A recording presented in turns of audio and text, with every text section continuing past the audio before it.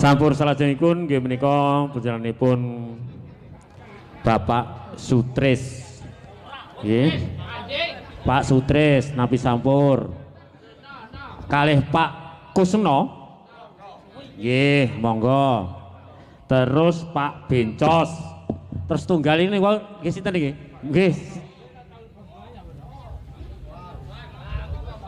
Pak Wo Kuwangsan. Nggih, menika Pak Bencos, Pak Wo, terus Pak Kusno, Pak Sutris, Pak Kusno, Pak Bencos, kalih Pak Wondurenan, monggo.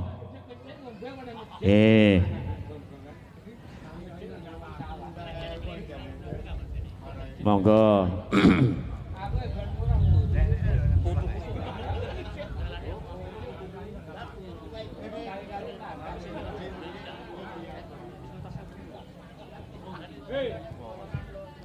Monggo. Nggih. Monggo. Setunggal putih setunggal ndi wae. Rembulan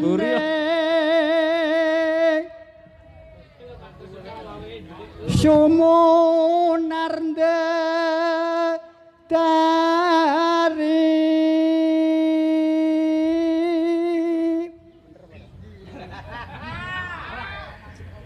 lintang lintang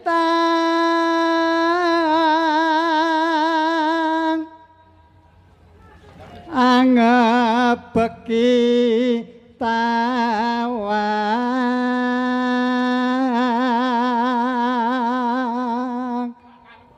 Mbak Lastri bener apa ora bener matengkele biar cahayane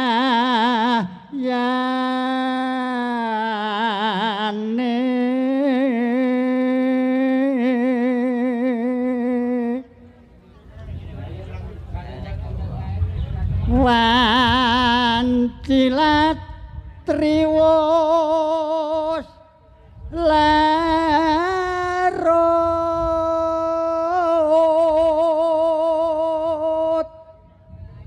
suara angin sumripit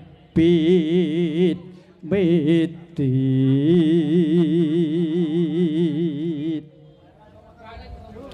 saya gegerit mana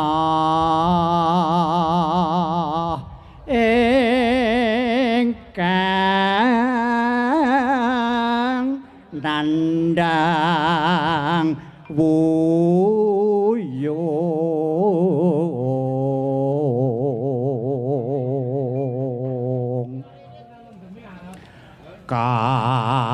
kataman loro asmara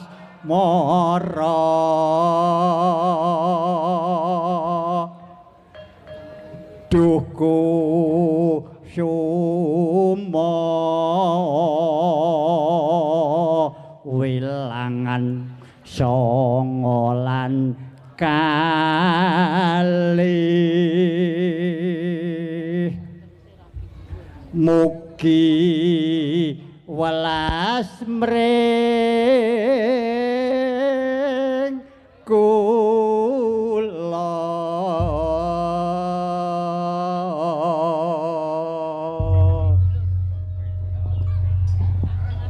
nggih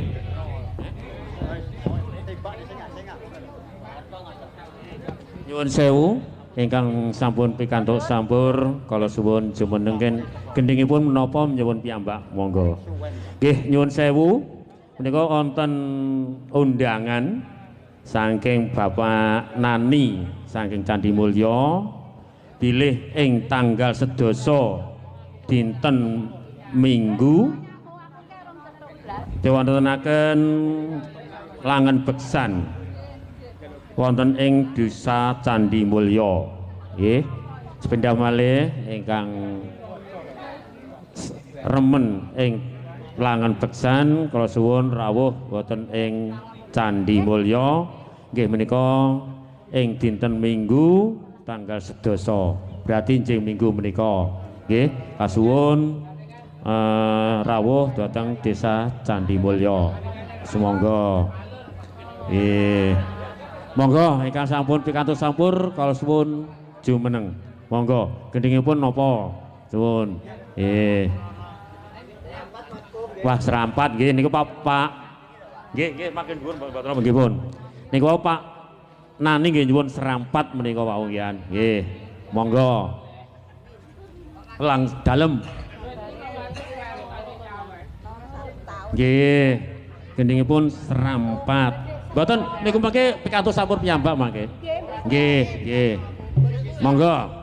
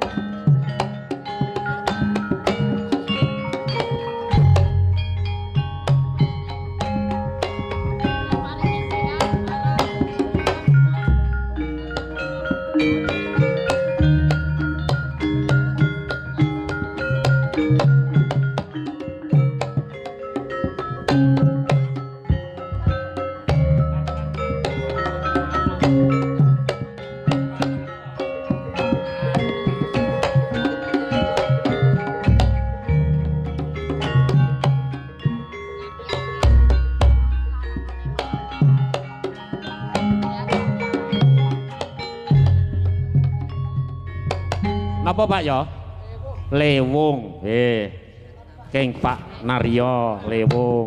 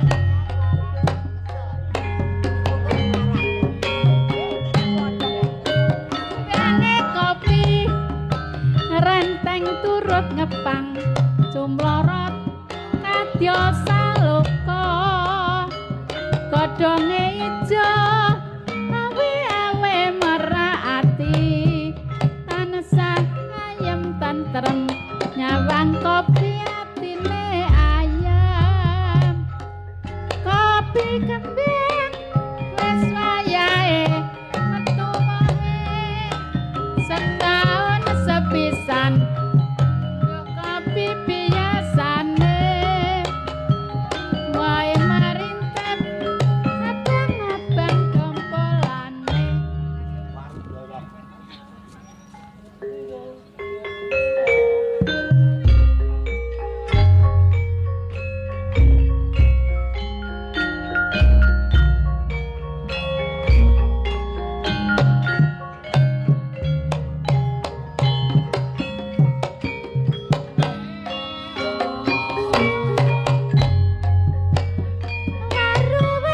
dayang mas layang neng pinggir kali ayo kinclong-kinclong saiki ana nanti waru dayang neng pinggir kali ayo moblong merati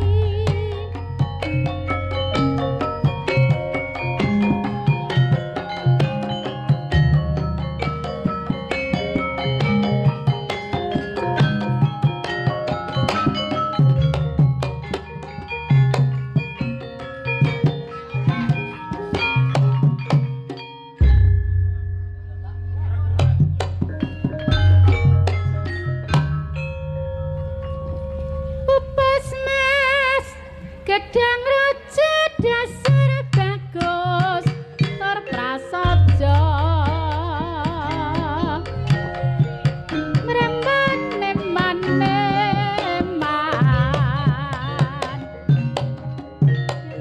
kuning-kuning ayame pinuju nyanding yo mas kali ngidul isine mung adul-adul ya bapak netole kawi sekar-sekar pepunden wiyangka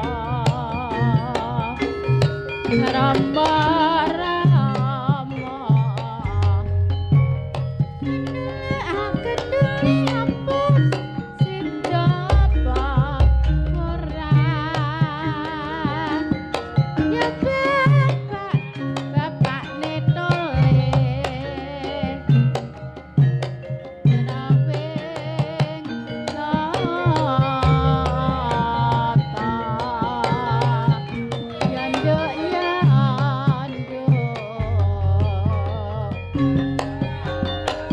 warisan tenan jaya ya ramane tole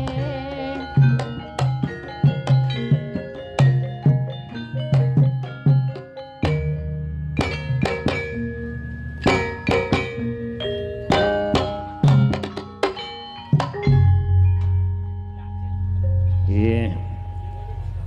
Sampun salajengipun nggih menika dumapah Bapak Kemis wau wakil saking Pak Lurah nika nampi sampur piyambak nggih. Pak Kemis terus Pak Kayat wau wakil niku nampi sampur piyambak nggih. Terus Pak Parni setunggal niku wakil wau ngian. Kalih niki Pak No nggih. Wangkine wangih wau nggih wakil saniki nampi sampur piyambak. Nggih, wau kan wakil. Nggih, monggo. Monggo menika Pak niki ler piyambak, terus Pak Kemis, Mbah Kayat, Pak Parni. Monggo. Nika piantun jejer nika. Monggo. Nggih.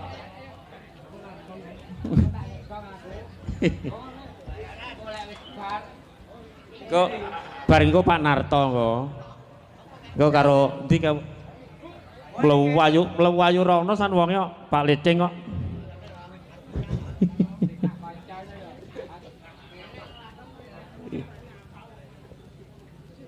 Monggo Pak Kayat kalih Pak Parni. Nggih. Lah engke urung napa sampur engke wakil kok. Nggih, menika Pak Mbah Mis, Mbak. Nggih. Mbah Mis. Nggih.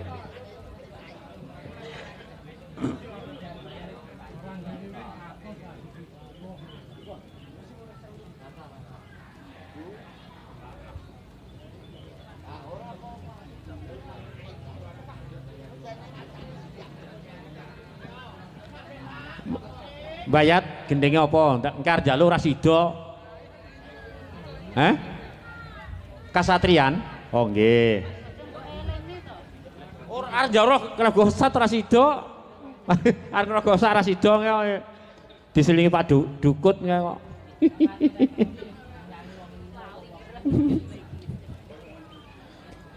Monggo jumeneng selak sore, mengke selak adan niku mengke. Nggih. Monggo. Sedelun kasih adan warai. Nggih. Monggo. Nah, oke. Monggo. Mengke kirang kalih adekan setunggal adekan iki setunggal adekan malih mengke sinoman. Nggih, Pak Gandam. Engko bareng adekan ku grupe Mbah Gandam kok engko. Nek urung adan.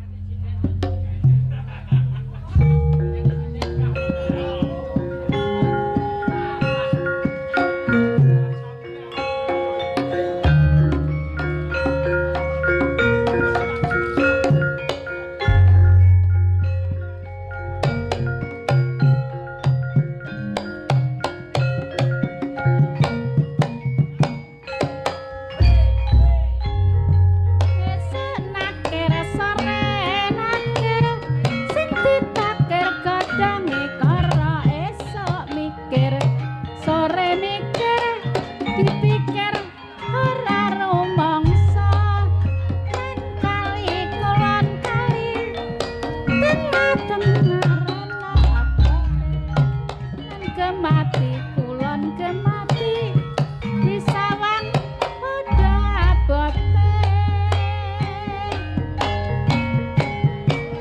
wiwiteng klapa kebaikan maksih muda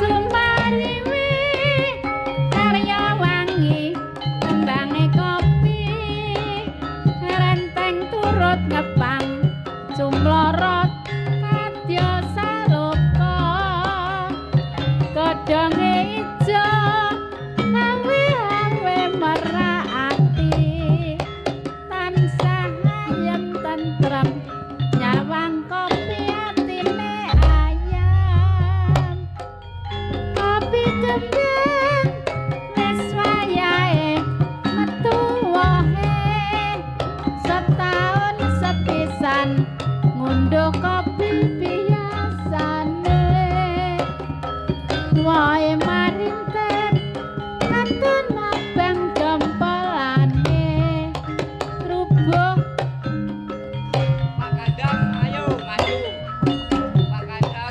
Blitar niki wau pundutan saking Blitar wau dari paringi nggih langsung Blitar mengke kangge terakhir menika Blitar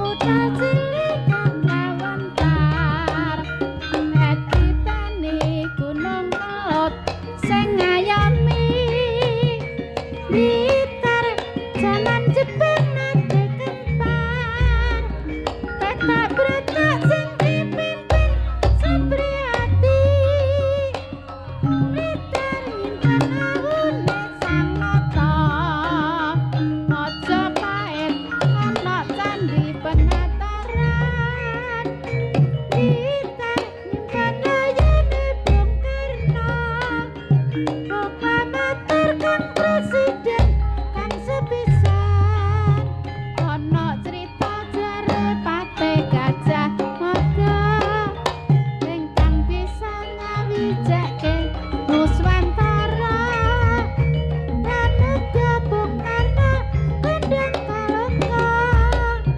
ana nyekel wiwit cilik mula ora moga Blitar dadi kembang landing ora moga kang padha nyatake yen takeni ora bakal senangane yen kabeh nunungake patriate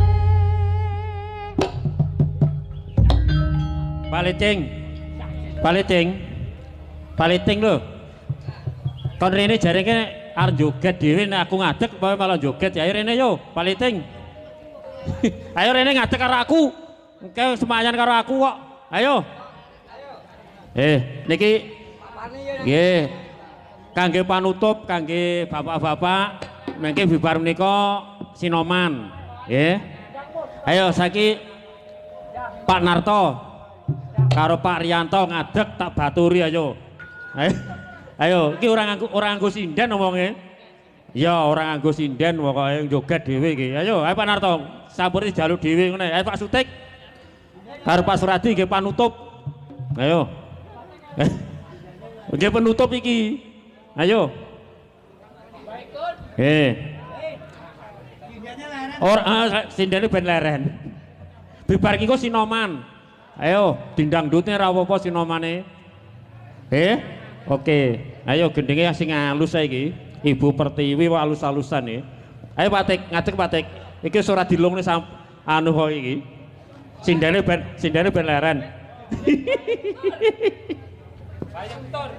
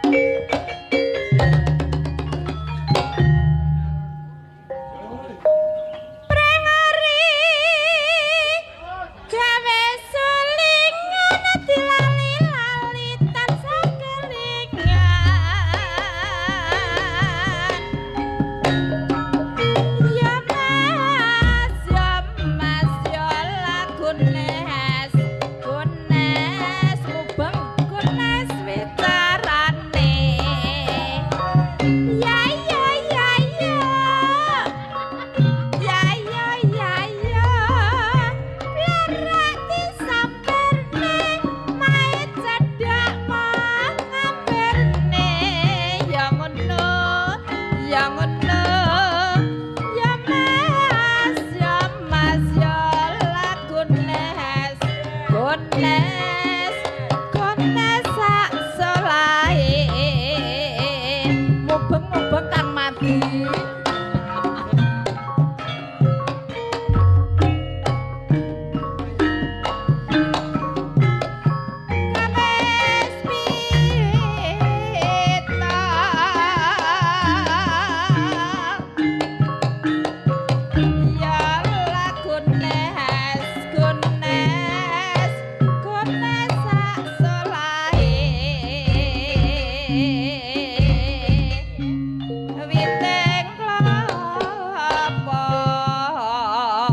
Monggo sinumanipun monggo jumeneng apa mboten? Nek ora jumeneng ki ditutup. Pripun? Ayo monggo. Pas Gandam CS pripun? Mboten iso. Dang dandune ya iso ki kok. Pripun? Mboten panarya? Mboten. Ayo entene. Mboten sindene leren. Engko nek ora sing ngadeg wis ditutup.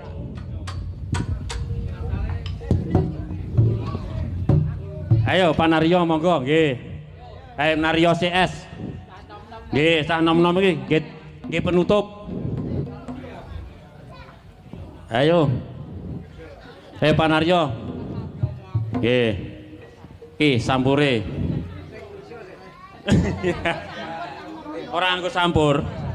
Ya, apa? Yang iki serampat. Ndang kene serampat Mas Gandam ndi nggih ayo. Ayo. Kok selak adan muni nggo? Selak adan. Adan terus meneng lho ki nggo. Monggo. Pripun? Piye Panarya? Pun. Pripun? Ditutup napa jenengan piyambak iki sing ngadeg? Mbon napa nggih Panarya piyambak serampat nih. Monggo. Nggih. Ayo Pak Narto bareng ana Pak Naryo. Diserampat nih, ayo. Nggih, langsung serampat. Ayo. Tung tak tumblak.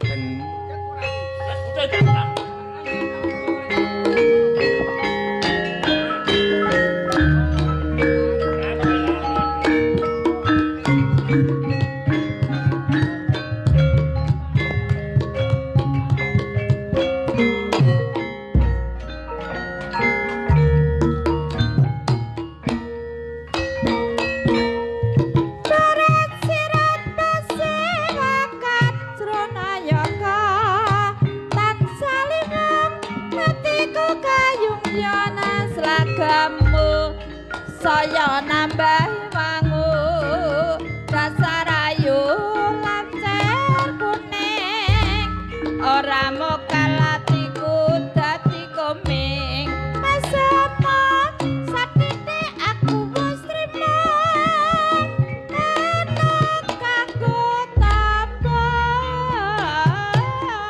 kangen gorena wangi tansah liwung tresnaku tan bisa lali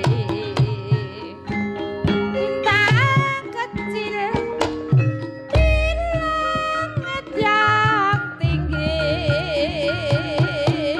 amat banyak menghias angkasa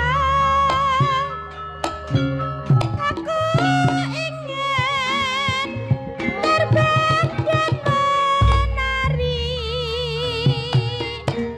jauh tinggi ke tempatku berada.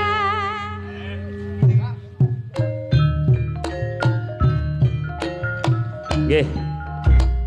Sampun sekarang tawis sekap angel-angel besan ing sonton menika kawula sakanca yen wonten kirang langkungipun sedaya kemawon kula nyuwun agung ing sih samudra pangesama.